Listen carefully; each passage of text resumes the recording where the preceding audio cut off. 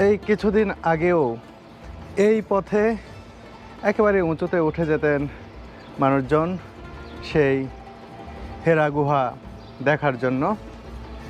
এই পথটি ছিল বেশ ঝুঁকিপূর্ণ।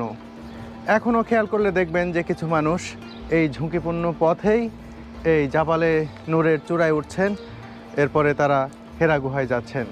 কিন্তু সৌদি সরকার যেহেতু এই পথটি ঝুঁকিপূর্ণ এবং অনেক কষ্টকর, সে কারণে নতুন পথ তৈরি করে দিয়েছেন এবং তারা আসার পথে দেখলাম সাইনবোর্ড দিয়ে রেখেছেন যাতে এই পথে আর কেউ এই পাহাড়ে না ওঠে।